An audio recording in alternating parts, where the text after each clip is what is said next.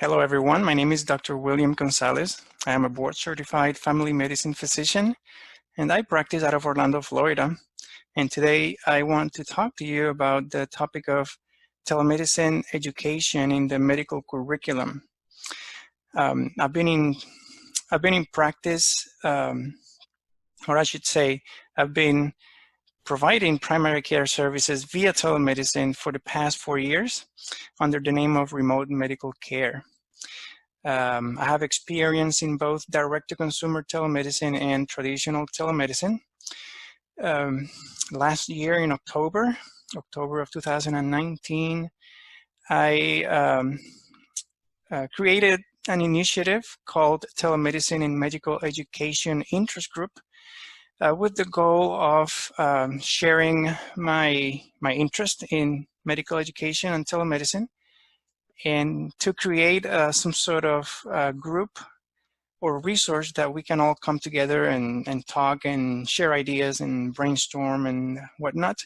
So this presentation this presentation has to do with that initiative. So this is my information. This is my email and my phone number. Feel free to contact me if you have any questions. I have a website. This is the website address, yourvirtualphysician.com.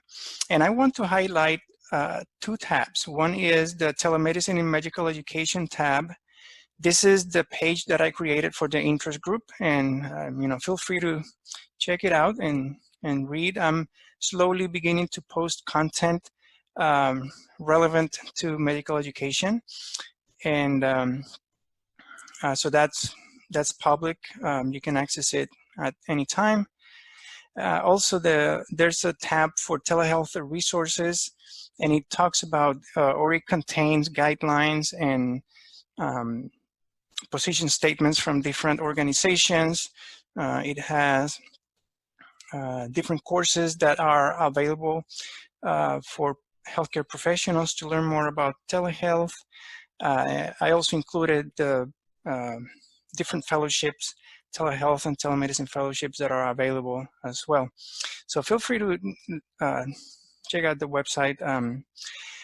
And I want to also say that I have no conflicts of interest or nothing to disclose in relation to this presentation. And this is my definition of telemedicine. It all boils down to the provision of medical care remotely using information and communication technology. The American Telemedicine Association has a more elaborate definition if you want to reference it. Now, before we start the presentation, I just want to make a few points that, number one, telemedicine is not a service, okay? When I practice medicine via telemedicine, I don't bill for the telemedicine platform. I bill for my services as a physician.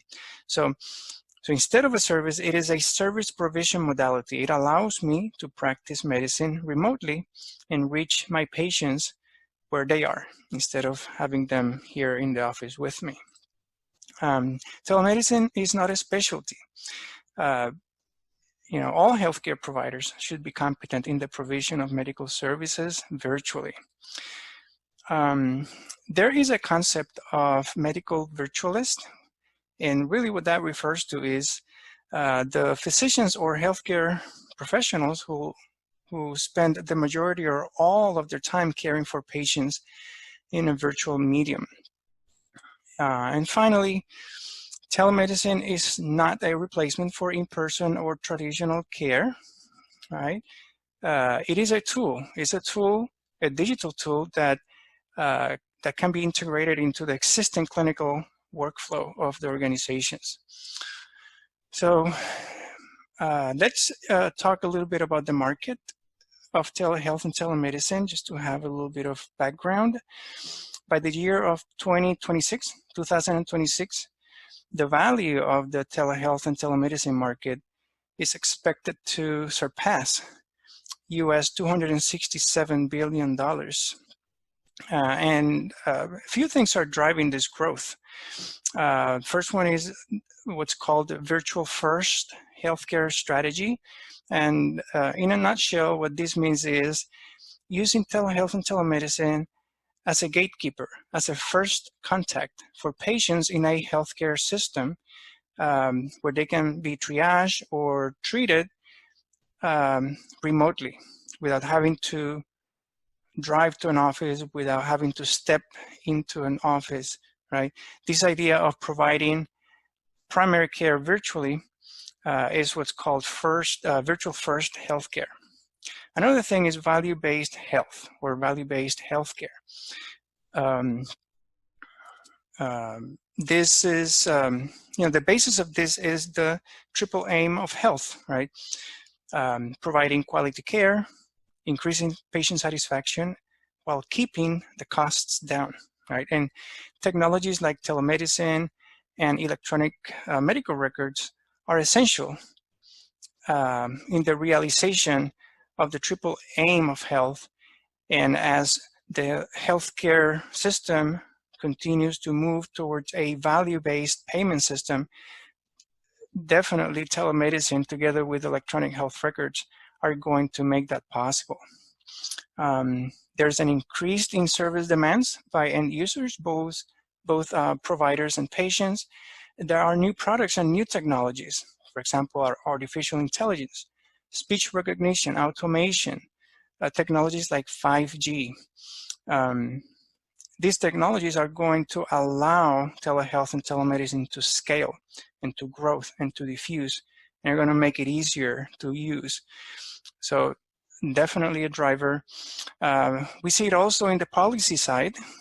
In the last few years, we've seen an increase in telemedicine-friendly regulation, policy, and reimbursement. And finally, there's also an increase in telemedicine adoption by employers, by payers, and by hospitals. So these things are driving this growth, and it's expected to continue to grow. I took this from the American Hospital Association. By the year of 2017, 76% of all hospitals in the US were using telehealth or telemedicine to provide patient care. However, there are still some barriers that eventually need to be addressed. For example, the difficulty in obtaining funding and reimbursement for telehealth and telemedicine programs, physician and healthcare providers licensing, it's still an issue, and it's a big barrier. Also, connectivity and broadband, especially in communities that are remote, rural areas. Today, we still have communities that don't have adequate broadband. So this needs to be addressed in order to completely diffuse telemedicine. Now, the last two ones, for example, physician adoption of telemedicine is important. Not all physicians are ready or willing to adopt the use of telemedicine for many reasons. But I think the root cause, and this is the topic of today's presentation, the root cause of this lack of adoption of physicians is inadequate telemedicine education, right? If a person or professional is not educated and trained in a specific skill, then it's going to be really difficult to adopt it and to use or to do it, right? So then let's dive into the topic of telemedicine in medical education. There's a need right now for education of telemedicine, right? Despite this growth, right, this diffusion and growth of telemedicine in the market, it's still noticeably absent from the medical school curriculum. The rapid growth of telemedicine has exposed the lack of training to prepare clinicians to competently use telemedicine. Medical students are graduating feeling unprepared to use telemedicine effectively. Today's generation of physicians might be tech savvy or what's called digital native, but we must remember that the practice of telemedicine is not intuitive. Just because I know how to use social media and use the internet, that doesn't mean that I am good at delivering medical care virtually, That's important. And one last point that I think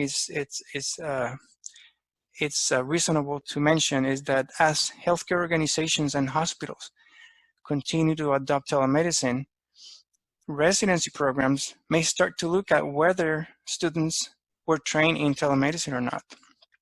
So it might be a good skill to have when doing an interview for a residency, for example. There are barriers to implementing telemedicine education in the medical curriculum. One is that there is no available curriculum for telemedicine. Yeah. Number two, that most staff and faculty in medical colleges lack experience in the use of telemedicine. Plus, many medical colleges and universities don't have much local use of telemedicine. And if there's no use of telemedicine, then there is very little to be taught. Limited time in the academic schedule. Faculty and the curriculum is too busy to add telemedicine competencies. And then we have issues like lack of resources, funding, and or not enough interest from the leadership, right? So back in 2016, the American Medical Association adopted policy to encourage stakeholders, mainly the AAMC and the ACGME, to study the most effective method to educate medical students, to educate residents and fellows to practice medicine via telemedicine, right? So the AMA wants the AAMC and the ACGME to develop and include core competencies in telemedicine in the undergraduate and graduate medical education curriculum. So last year, in March of 2019, the Association of American Medical Colleges developed what's called Telemedicine Competency Work Group. This is being led by Dr. Scott Shipman. He's the Director of Clinical Innovations at the AAMC. And the goal of this group or team is to study and develop core competencies for the medical curriculum related to telemedicine. I also want to mention that there are courses that are available for any healthcare professional who wants to learn more about telemedicine. Some of these courses are accredited by the American Telemedicine Association. And there's a second page of them. I'm going to go back real quick. I personally attended the Arizona Telemedicine program in 2018. But I think most of these programs are very well done. Okay, moving forward. There are also 2 fellowship programs, or 2 telemedicine fellowship programs. One is the Telehealth Leadership Fellowship at the Thomas Jefferson University. This is a 1 to 2 year fellowship, and it's taught within the Department of Emergency Medicine. The other fellowship is called the Telemedicine Fellowship, and this is in the George Washington University School of Medicine. It's a 2 year fellowship, also housed within the Emergency Medicine Department. For the most part, these are administrative and research-based fellowships to create leadership and to kind of drive the use and the development of telemedicine.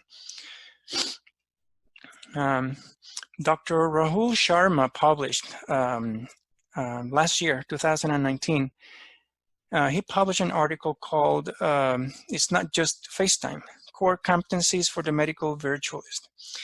And basically he put together a number of core competencies that any physician practicing telemedicine should have. And he divided it into 3 domains. Domain 1 has to do with skills and competencies for digital communication and website manner. Domain number 2 has to do with standards of care and jurisprudence, and domain 3 has to do with the virtual patient care.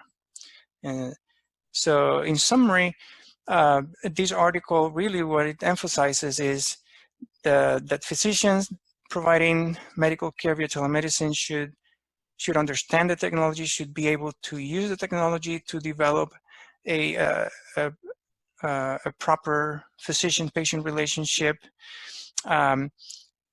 Also, these professionals in the second domain should be knowledgeable when it comes to regulation and standards of care. And that includes regulation of licensing, billing and reimbursement, privacy and HIPAA compliance, regulations of prescribing medications via telemedicine, and also understanding and having knowledge of what's called virtual care pathways, right?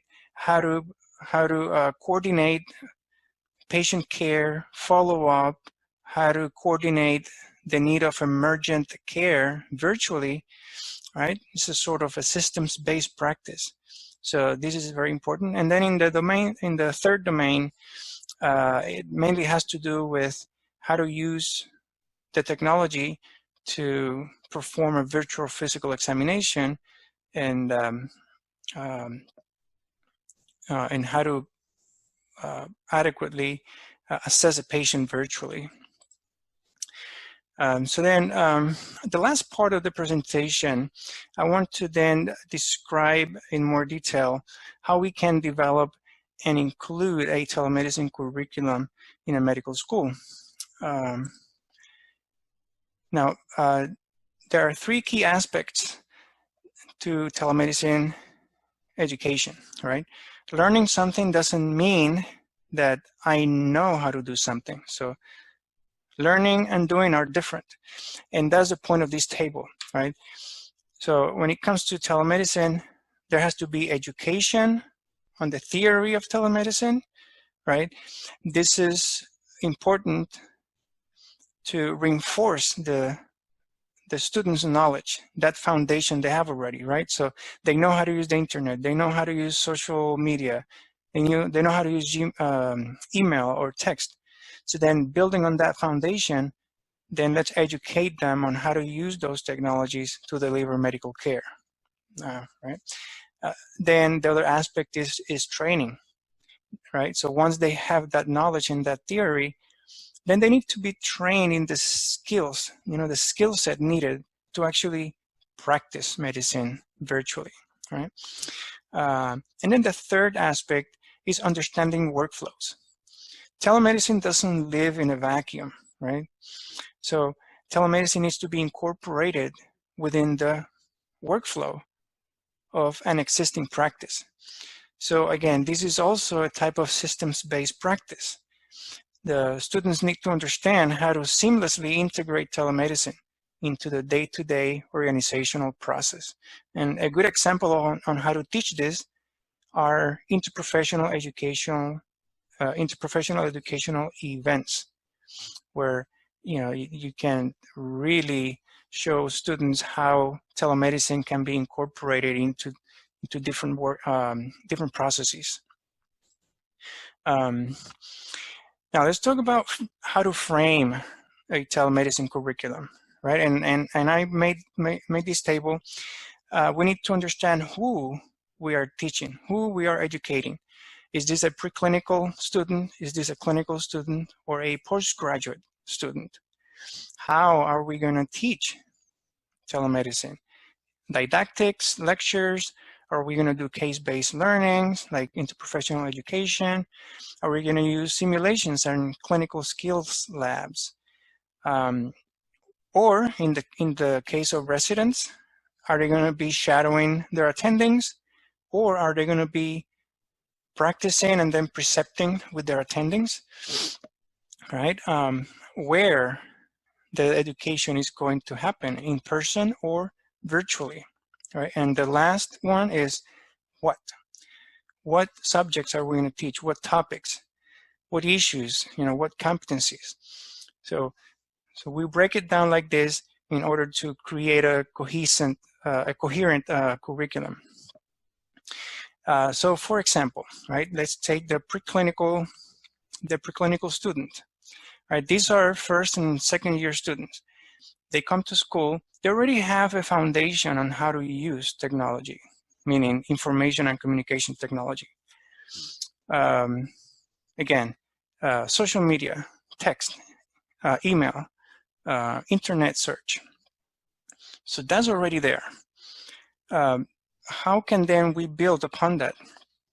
And the key is to be able to relate those non-healthcare uses of technology to the healthcare uses, right? Emphasizing privacy, security, and safety.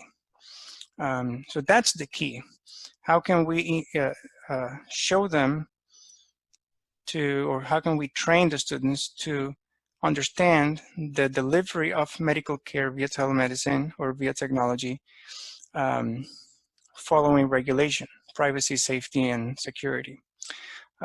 Also at this level, it's very reasonable and it's appropriate to introduce the students to what's called Telemedicine 101, right? So a little bit of history, terminology, right? What is telemedicine? What is synchronous technology? What is asynchronous technology? What is a patient site? What is a physician site? Mobile health, and all of that. Then in the clinical level, the third and fourth year students, then we should focus more on the actual modalities and the clinical applications of these modalities, right? So for example, synchronous or live video, how we can use that and in which situations we can apply that and whatnot and so forth. Also at this point, it's really important to emphasize how to make effective use of digital communication, right? How to use microphones, how to use cameras, how to set up the background, the light, right? Right now, as I speak, I have a soft light in front of me to make this appear a little bit more professional, right? And that sort of things. Also very important in this level, we need to teach the students how to perform a virtual physical exam, right? Emphasizing communication and observation. That's the main thing. That's the bulk of the physical examination that we do via telemedicine. Observation skills are essential. Of course, we have peripheral equipment, electronic equipment that we can use to examine the patient, right? Like electronic otoscopes, electronic stethoscopes, digital examination cameras with high definition, and the list goes on and on and on. And those help, and those are supplemental to the observation and the evaluation that we do with the patient interaction. Ethics is also an essential component of the education at this point, right? The American Medical Association has a very, very thorough policy on the ethical practice in telemedicine, and I encourage you to research that. It's called the AMA Ethical Practice in Telemedicine. It's a very detailed policy on ethical issues in the practice of telemedicine. Another thing that I like to teach students when it comes to ethics is what's called the digital divide or the digital gap, right? Using telemedicine can actually create discrimination against certain communities that either have lack of access to broadband or internet, or communities that don't have access to the actual equipment, or even communities that don't know how to use the technologies. So we have to be very aware that the technology is amazing, but if we implement it in a way that discriminates against certain communities or against certain individuals, then there's an ethical problem there. So that's an important topic to discuss. And again, at this point, risk management is really important.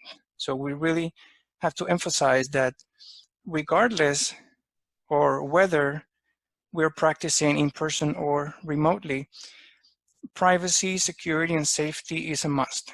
And we always have to emphasize this during the curriculum.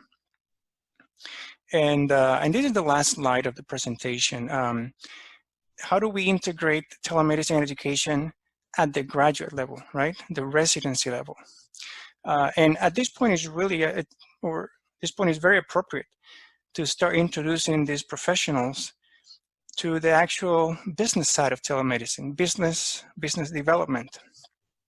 Talk about the landscape, telemedicine landscape, the market, right? Explain and go over the issues of licensing and what is the regulation and how we have to get around that issue. You have to talk and understand reimbursement, right? Specifically CMS and Medicare. CMS has very specific requirements that must be met in order to be reimbursed. There are specific telemedicine practice standards that must be addressed. For example, a telemedicine informed consent, what a valid prescription is and whatnot. So again, privacy, security, and safety has to be reinforced. Training and education on workflow integration, how to integrate telemedicine into existing processes.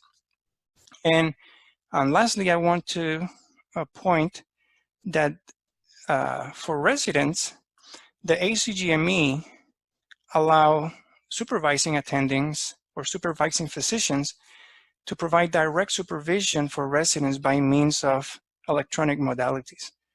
So basically, residents can receive direct supervision from faculty, from attendings via telemedicine. And this is a very, very useful approach. And these are some of the references from the presentation that I couldn't include in the slides. Thank you very much for listening and watching. My email again is wgonzalezmd@gmail.com. Feel free to email me or contact me if you have any questions or any concerns.